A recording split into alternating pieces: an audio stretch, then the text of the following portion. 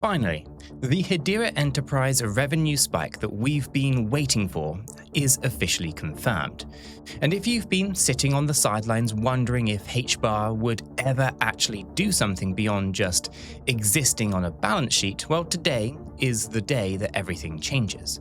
See, we aren't looking at the same vague partnership or a letter of intent that usually ends in a dusty folder. We're talking about real, paid-for traffic hitting the mainnet right now, and it's coming from a place that most people aren't even looking at: Teleport. Now that's the massive logistics arm of AirAsia. Now they've officially moved their digital customs and cargo tracking onto the Hedera ledger. Now this is a big deal because it's not just tech for the sake of tech. Right? They're using it to solve a real, massive, messy problem in global trade. Now for years, the big knock on Hedera was that it was a ghost chain, basically a giant, expensive engine with no gas in the tank. People said that the volume was fake or subsidized by the governing council. But look at the data coming out of AirAsia right now, where we're seeing a steady, massive climb in transactions that don't look like bot noise. They look like business. Now this is the first time that we can point to a screen and say, there's the money. The integration of our logistics backbone onto the public ledger isn't a pilot program. It's our new operational standard because the cost per transaction is finally predictable enough for a global airline to trust. We are now processing millions of cargo movements with absolute transparency, proving that the Hashgraph can handle the velocity of modern trade. Now, that quote is the smoking gun. It tells us that the trial period for enterprise crypto is over. When a company like AirAsia moves its core operations to a ledger, they aren't doing it for a press release. They're doing it to save millions. But here's where it gets interesting for you and me. You see, this isn't just about watching a company save some money. It's about the signal, because these logistic flows happen 24/7. We can actually watch the transaction spike on the mainnet and use them as a leading indicator for volume. Now, it's like having a window into the global economy before the rest of the market even wakes up. Now, we've entered an era when revenue isn't a buzzword, it is a metric that we can track in real time. This is the start of the institutional pivot that we've been talking about for years. But why is an airline the one leading the charge? And why does this specific spike mean a move is coming? Well, that's the loop that we're going to close next. Imagine you're standing at a busy shipping port in Southeast Asia. Thousands of packages are moving every hour, each one needing customs clearance and tracking. Now, usually, all of that data gets locked away in some private, dusty database that nobody can see. But because Teleport is now using the Hedera mainnet for these operations, those clearances are happening right in front of us on the public ledger. We aren't just looking at a few blips on the screen anymore. We are seeing thousands of transactions per second where the cargo shifts happen. See, this is what we would call the logistics cheat code. Most traders are busy staring at a 4-hour chart, trying to guess if a green candle is coming based on a pattern. Meanwhile, the smart money is watching the network volume. Now, when you see a massive spike in fees being paid to the network by these specific logistics accounts, you know that the revenue is being generated in real time. It's a literal heart monitor for the network's health. Now, we've been tracking these specific enterprise triggers inside our free Discord community. You can find the link in the description down below. And the correlation between these operational spikes and price momentum is getting harder to ignore. It's a shift from trading on vibes to trading on actual usage. By 2026, the line between a logistics company and a tech company has vanished, as every physical package now carries a digital footprint that serves as the heartbeat of the Hedera network. This operational pivot allows us to eliminate the friction of traditional customs documentation, replacing manual audits with automated, immutable ledger verification for every parcel we move. Now, that quote, it kind of hits the nail on the head. Every time a package moves through customs in Malaysia or Thailand, a tiny amount of HBAR is used to secure that data. It's a microtransaction, sure, but when you multiply that by millions of parcels every day, well, the math starts to get scary for anyone betting against this network. Now, we're watching the ledger become the connective tissue of global trade. And since Hedera has fees that are fixed in dollars but paid in HBAR, the more the network is used, the more HBAR has to be sourced to keep the gears turning. This is how a utility-driven move actually works. It's not a hype cycle, it's a supply and demand reality driven by airlines and cargo ships. See, we're watching the world's first truly industrial-scale implementation. And the best part is, it's completely transparent if you know where to look. With all that said, it does raise a question for you guys. Have you ever tried to track on-chain data like this to time your trades? Or do you still prefer sticking to traditional charts and indicators? Let me know in the comments down below if you're actually looking at the Mainnet Explorer lately. While we're looking at the charts and transaction spikes, we can't ignore the massive shield that was placed over the network. For years, the biggest dark cloud hanging over us was that it is a security, that debate, right? It kind of felt like a never-ending court drama that scared off big players. But that era is dead. See, back in March 2026, the SEC and CFTC, they finally put their pens to paper and officially labeled HBAR a digital commodity. Now, this wasn't just a win, it was a total reset of the playing field. It means that Wall Street money from banks and pension funds no longer has an excuse to stay away. They finally have a green light that they've been waiting for. But look, even with this new safety, you do still need to be smart about where you keep your bags. Now, I'm always talking about the exchange redundancy strategy, as in don't put all of your chips in one place. Now, I use a mix of cold storage, Binance, Coinbase, BitGet, Blowfin, Kraken, and a few other centralized exchanges, because in this market, you're going to want multiple exits and entries. Now, you'll find my preferred list in the pinned comment down below. But the point is, the legal ground is finally firm. We aren't building on sand anymore. The definitive classification of HBAR as a commodity has ended the era of regulatory guesswork, allowing institutional capital to flow into the ecosystem with the same confidence they have in gold or oil. This landmark decision provides the necessary legal framework for major financial institutions to integrate these digital assets into their primary settlement and custody infrastructure. Now, that confidence is exactly what's fueling this recent accumulation phase. We're seeing whales who sat on the sidelines for 3 years suddenly making massive moves because the risk of a sudden legal shutdown has dropped to zero. Now, we're still waiting for the final pieces of the Clarity Act to wrap up, but the heavy lifting is done.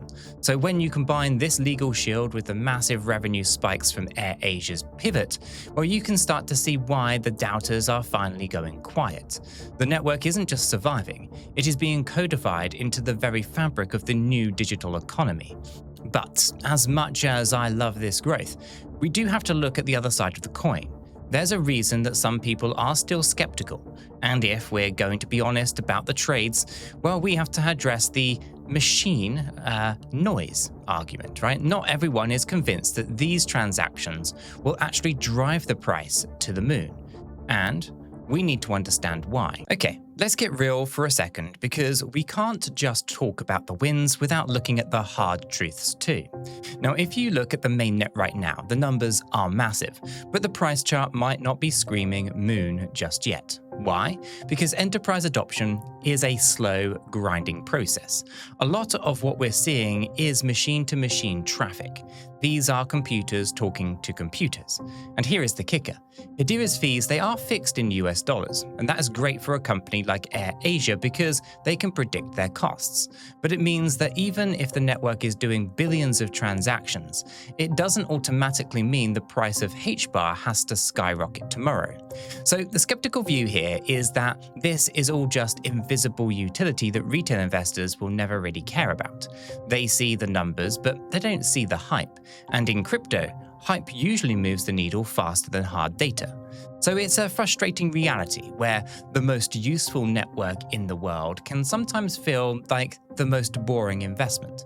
Some people think the whale accumulation that we're seeing is just institutions hedging their bets, rather than a sign of a massive breakout. Real-world utility is a marathon, not a sprint, and the biggest mistake a trader can make is confusing a lack of immediate price action with a lack of fundamental progress.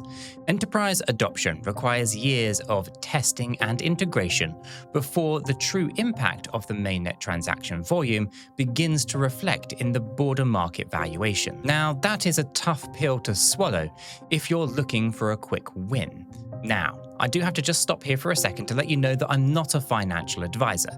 This video is for informational and educational purposes only. You probably noticed that crypto is volatile and you could genuinely lose everything. It's why you should really do your own research. At the end of the day, your money is your responsibility. Now, dealing with this kind of data is exactly why we set up the 𝗗𝗶𝘀𝗰𝗀. If you want to go beyond the surface and to take those advanced courses on how to actually read these enterprise cycles, then you need to check out the 𝗗𝗶𝘀𝗰𝗀 with the 50% off code that you'll find in the description below. The truth is that the market can stay irrational longer than most people can actually stay solvent. So we're seeing a massive disconnect then between what the network is actually doing and how the average person perceives its value. While we can see the revenue spikes from teleport, most of the world just sees a coin that hasn't exploded yet. So they're waiting for a sign, not realizing that the sign is already flashing right in front of them in the raw data. This slow burn is the ultimate test of patience, but it's also where the biggest opportunities usually hide. And we have to ask ourselves if we're here for a lottery ticket or for the infrastructure of the future. Let's talk about the one thing that has kept HBAR's price pinned down for years: the supply. Now, you've probably heard people complaining about tokens being dumped on the market every month, and for a long time that was a pretty fair point. It's hard for a price to go up when there's a constant stream of new coins hitting the exchanges. But we now sit here in May 2026 and that story has completely changed. We finally hit a point where 86% of the total supply is already out in the wild. Now, the massive release phases that everyone was terrified of are mostly behind us. So we aren't looking at a bottomless pit of tokens anymore. We're looking at a finite asset that's finally reaching its mature state. And this is what we would call the supply squeeze. I mean, think about it, right? If you have a network that's doing billions of transactions for companies like AirAsia, which needs HBAR for gas, at the same time, the amount of new HBAR hitting the market has slowed to a crawl, well, the tap is being turned off just as demand is being turned up. It's a classic bottleneck that most people are completely missing because they're still stuck in the 2023 mindset. The period of massive inflationary pressure is over. We have moved from a phase of distribution to a phase of absorption, where enterprise demand finally meets a capped supply. As the governing council members activate their use cases, the net new demand for HBAR will eventually outpace the rate of treasury releases for the first time in network history. Now, that absorption phase is exactly what the whales have been waiting for. They knew that the math better than anyone else, and while retail was complaining about price suppression, the big players were quietly scooping up what was being distributed because they knew that the end of the supply curve was coming. Now that the circulating supply is nearly full, every new enterprise that joins the governing council or starts a logistics pilot has to find their HBAR from the open market or existing pools. They can't just rely on early day grants forever. Now, this creates a situation where the liquid supply, the stuff actually available to buy on an exchange, is much smaller than people realize. Most of it is either staked or held by long-term believers who aren't selling for a few cents of profit. When a massive buy order from a logistics giant hits a thin market, well, the reaction is going to be pretty heavy. See, we're moving into a time where scarcity isn't just a meme, it's a mathematical reality. Now, we've spent years waiting for the tools to be built, and now that they are all running, well, the fuel for those tools is becoming a lot harder to find. With all of that said, it does raise a question for you guys. Are you currently staking your HBAR for the long-term yield, or are you keeping your bags liquid on an exchange so that you can trade the volatility of the supply squeeze? Let me know your strategy in the comments down below. Okay, so we've looked at the charts and the corporate moves, but what's happening under the hood is what actually matters. Hedera is becoming the invisible trust layer of the internet. I mean, think about how you use the web right now. You don't think about the protocols that you send your email, right? They just simply work. And that is the goal right here. With the HBAR hooks and the CLPR updates, the ledger is becoming so fast that companies won't even tell customers that they're using it. It'll just be the standard way to prove that a piece of data is real. Whether it is a shipping label from Teleport or a digital ID, the ledger is the silent referee making sure that nobody is cheating.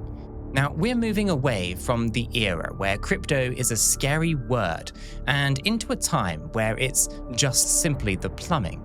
See, when you realize that the best technology is usually the stuff that you never actually see, you understand why the current price action is just a distraction from the real story. We are watching the birth of a global operating system. The ultimate success of a public ledger isn't found in its popularity among traders, but in its total invisibility to the end user who benefits from the security without needing to know that it exists. We are building the trust layer of the internet, where billions of transactions happen seamlessly behind the scenes, powering everything from global logistics to secure identity. Now, that vision is finally coming together in late 2026. We've gone from will it work to how fast can we build? The AirAsia pivot was just the first loud signal in what is becoming a very crowded room. The legal clarity is here, the supply is mostly out, and the tech is ready for the big stage. If you've stuck around this long, well, you're already ahead of the crowd, still chasing old ghosts. Now, you've seen the data, the revenue, and the shift to actual utility. This isn't just a coin in a digital wallet, it is a stake in the infrastructure of the future. The noise is going to get louder as more people realize what is happening, but you now have the tools to see through it. Now, we've covered everything from logistics signals to supply squeezes, but there is one more piece of the puzzle that you need for the full picture of where the market is heading next.